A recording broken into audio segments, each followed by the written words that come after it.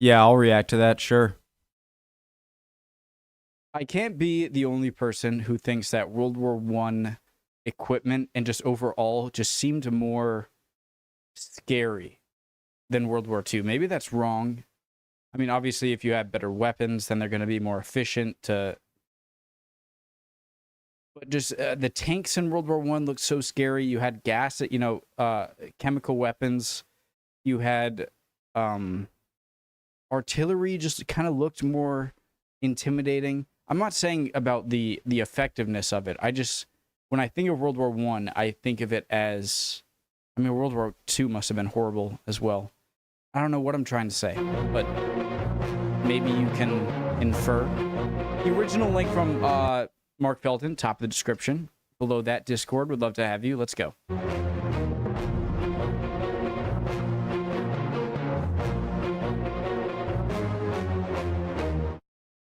Like look at that. What is that? And I know in World War II they made everything more. It just looks so. I'm talking too much. Okay.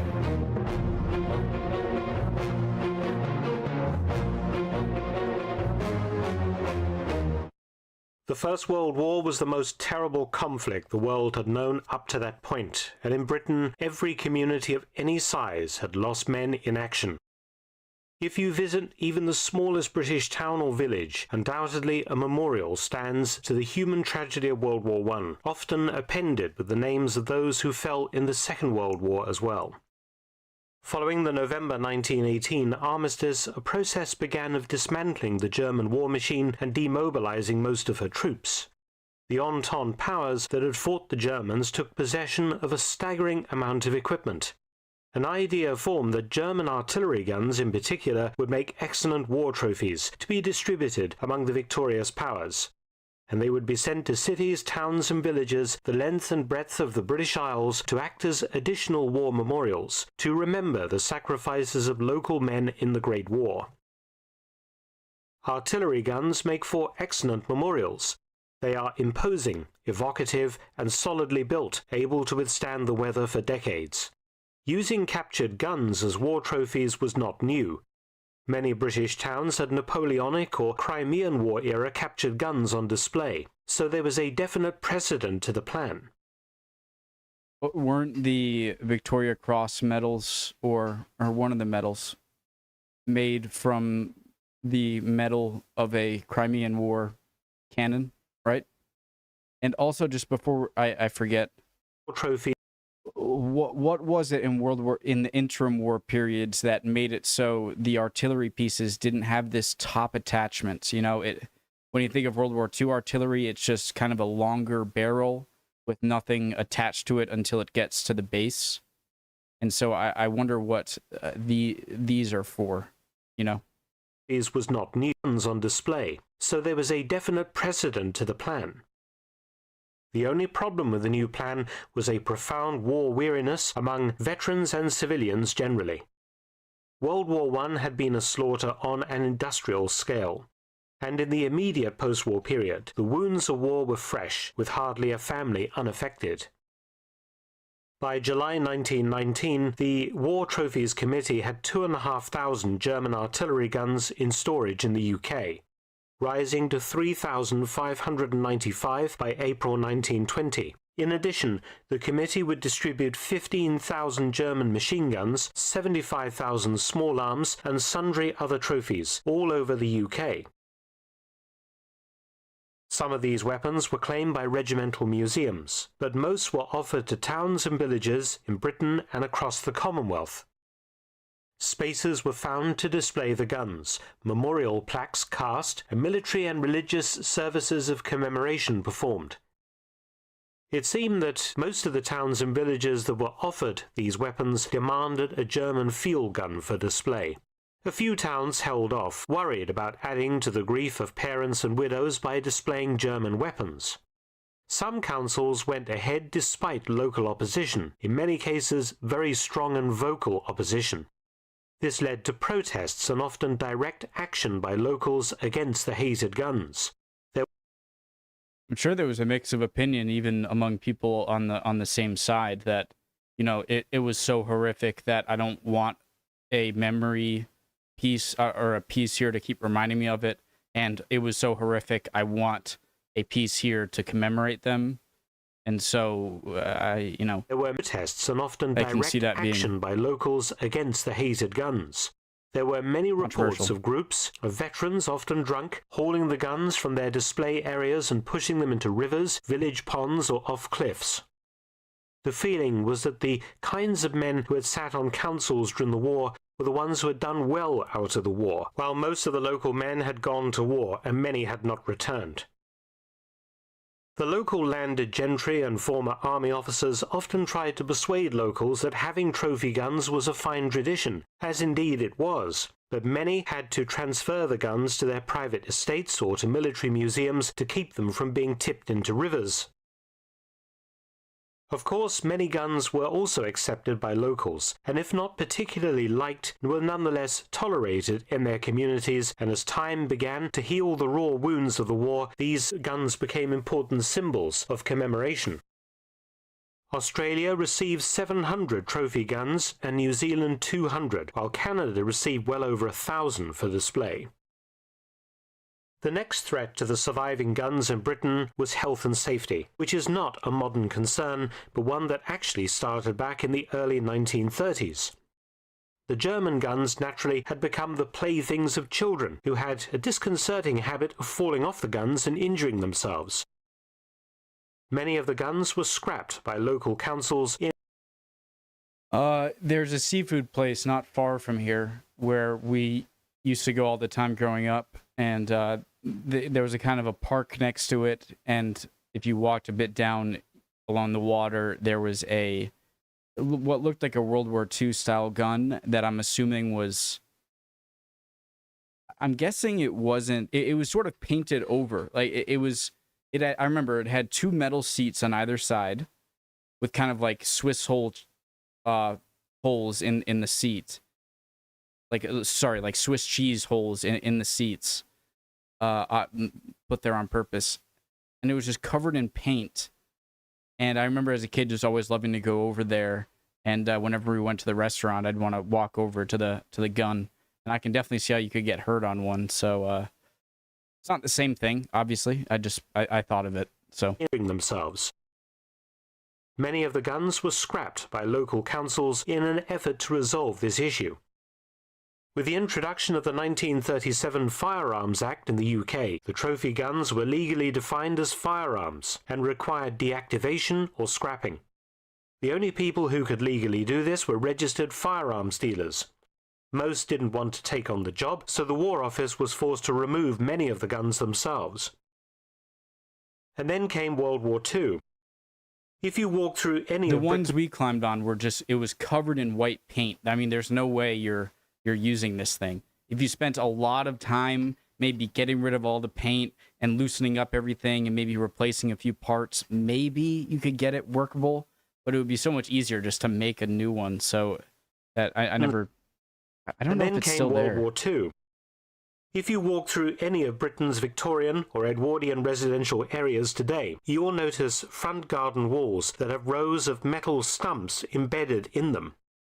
This is the result of World War II's scrap metal drives, when iron railings were cut down for recycling and never replaced. Many of the German trophy guns were targeted for scrapping under this scheme. They were, after all, German. In Canada, for example, 1,400 German World War I guns were melted down in 1942. This is why today so few World War I German trophy guns remain in Britain and the Commonwealth. Yeah, see? That's kind of what it looks like. It's all covered in this grayish paint.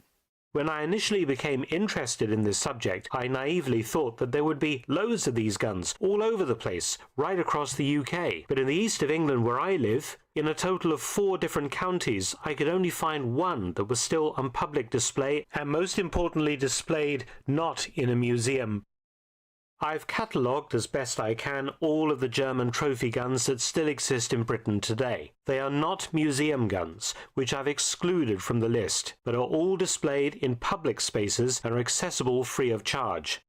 It is a short list, but among them are many different types of German gun.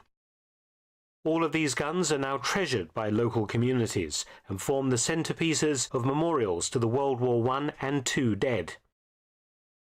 As I mentioned, in eastern England, only one remains today, the tiny village of Honing just outside of Norwich, where I live in Norfolk. This peculiar-looking weapon isn't strictly an artillery gun, but rather is a Minenwerfer, a type of mortar. The Honing example was manufactured in 1917. It fired a large shell and was very effective against enemy emplacements, pillboxes, and other fortifications. The weapon weighs around 3/4 of a ton.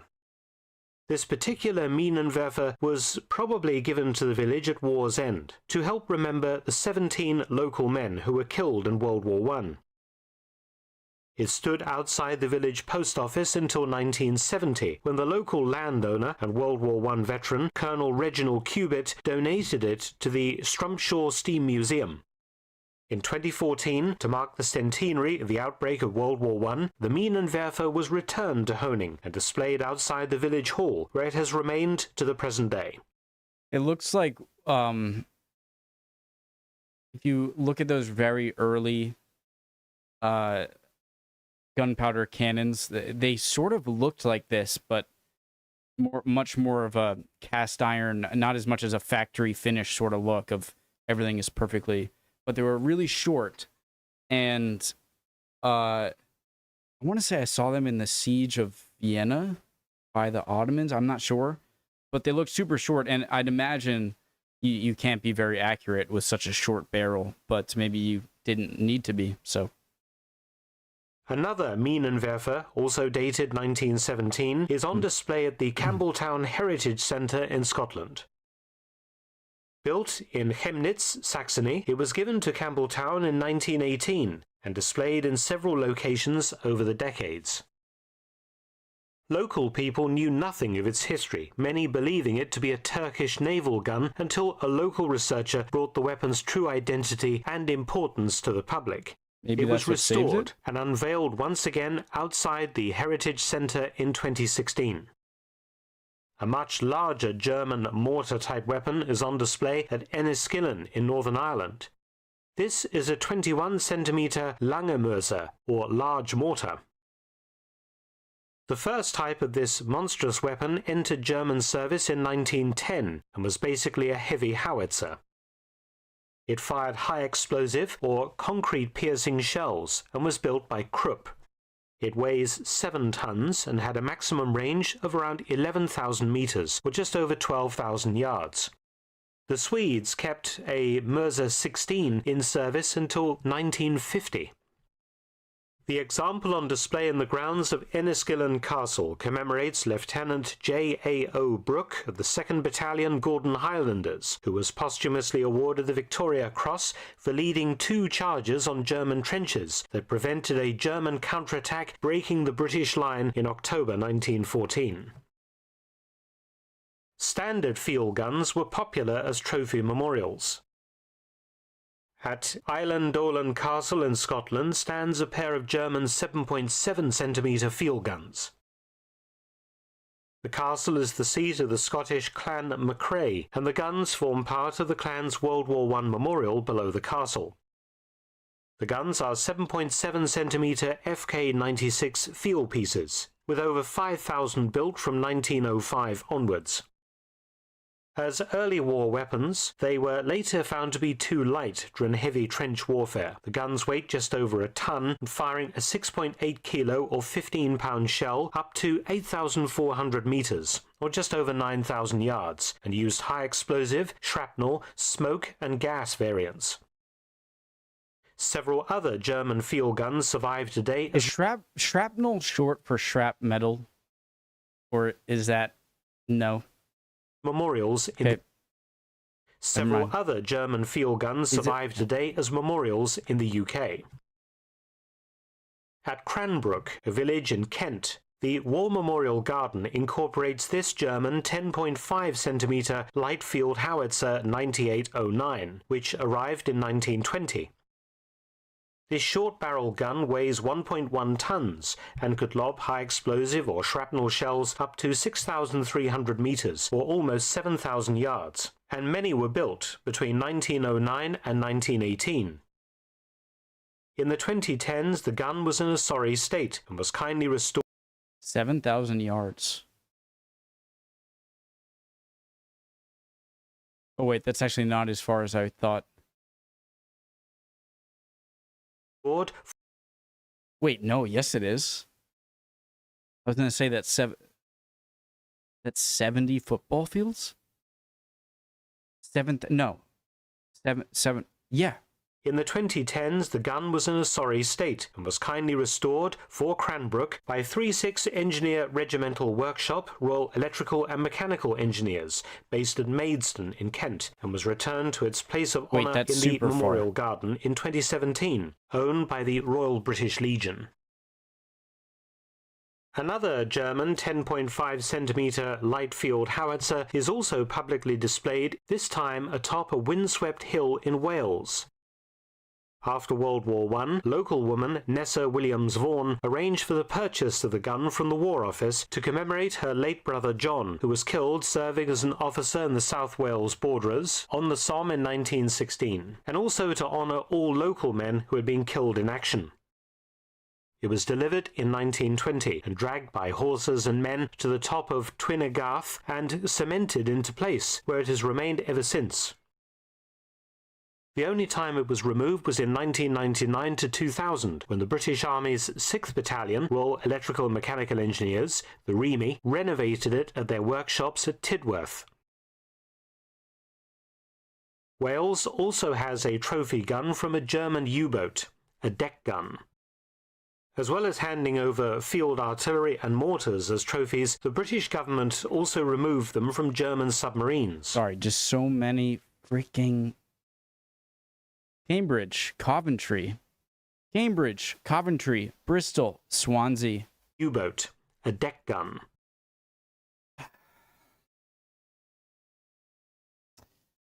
They're 90% of 75% of big towns in New England. And I see you, okay, people? Well, that's why it's called New England. I get it. I'm not saying there's no connection. I'm just saying that the British people who came to America and started building stuff where I am really weren't very creative. They were just like, well, this can be Bristol, this can be Swansea, this can be Coventry, this can be Cambridge. I can go on. As well as handing over field artillery and mortars as trophies, the British government also removed them from German submarines. In Chepstow, in Wales, this 10.5cm L-45 deck gun from the German submarine UB-91 may be found. It was presented to the town by King George V in 1922 to recognise the bravery of local man, able seaman William Williams. William Williams, great. This gun, taken from a captured German submarine, was presented by His Majesty King George V. The town of Chepstow, in recognition of the award of the Victoria Cross to able seaman William Charles Williams, RFR, of this town during the landing from the River Clyde. At V Beach Settle Bar, he assisted in replacing him up in position the lighters forming the bridge to the shore and which had broken adrift, holding on to a line in the water for over an hour until killed. 25th of April, 1915. 22. To recognise the bravery of local man, able seaman William Williams, who received a posthumous Victoria Cross during the Gallipoli landings in Turkey in 1915. UB-91 sank 2 ships in Welsh waters, the US Coast Guard cutter Tampa in September 1918, which resulted in 131 deaths, and the Japanese cargo ship Hirano Maru in October 1918, both kills occurring in the Bristol Channel. In 1921, the U-boat, on its way to be scrapped, visited several Welsh ports, so locals could view her. The deck gun was removed and donated to Chepstow in 1922.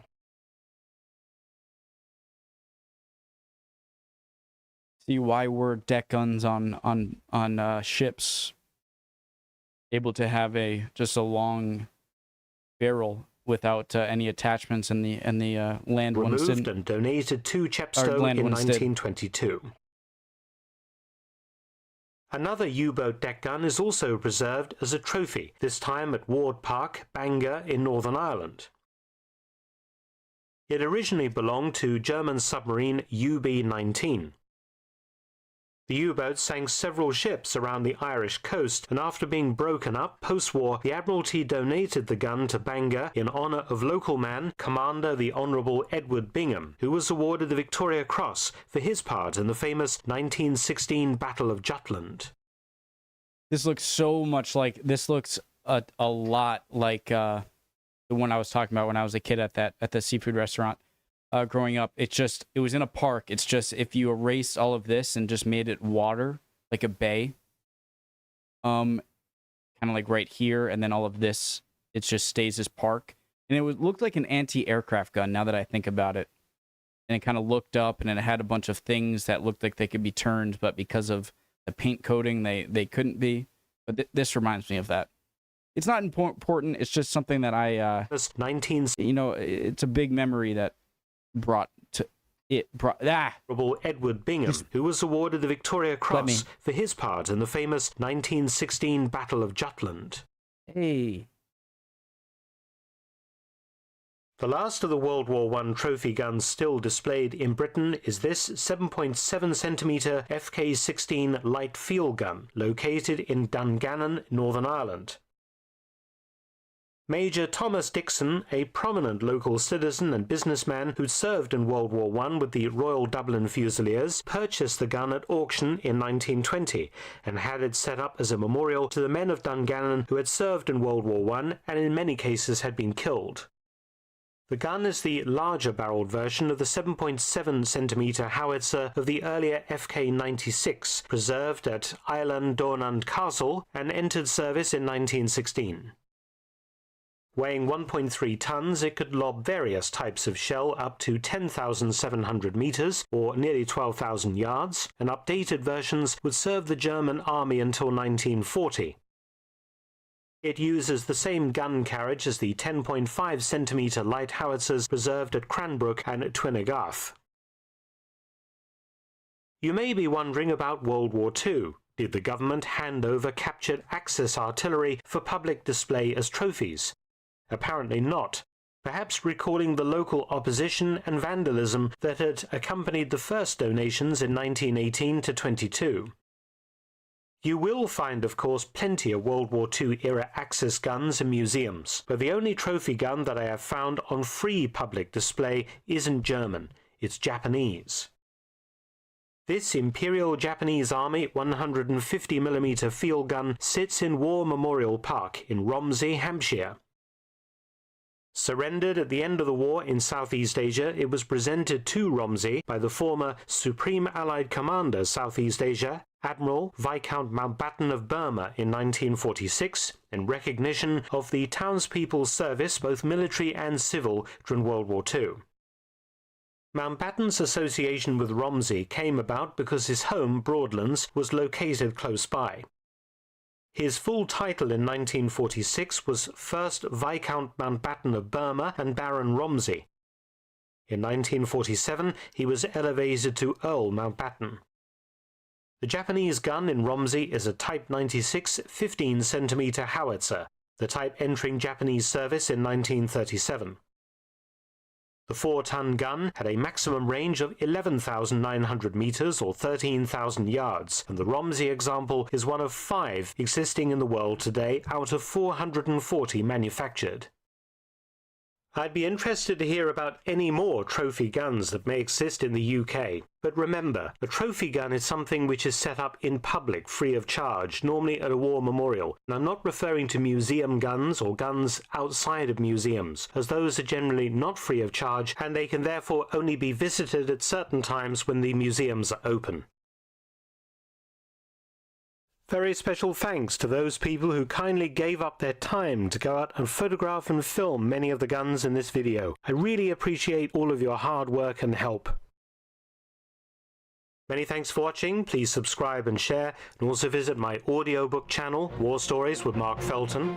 You can also help to support both of my channels at PayPal and Patreon. Details in the description box below. He has the perfect voice as for a audiobook narrator. Yeah, great. My only guess is that to try and answer my own question is that the thing. Come on. They of course nations record artillery. Right here. Is that the thing on the top? So these are World War II era artillery pieces, right? Because he said that. For wondering about World War II. Right. And so it seems like they still have the attachments at the base, but they have an elongated barrel. And the only thing I can guess that it's used for is to maybe take advantage of some of the pressure generated in the firing of the gun in order to provide some mechanism that helps it reload, like that helps it reset to be reloaded. And so maybe that's what it's for. It could be water for cooling, but do you really need cooling on an artillery piece? It's not like a machine gun where you're having, multiple rounds a second, or maybe it is. I don't know.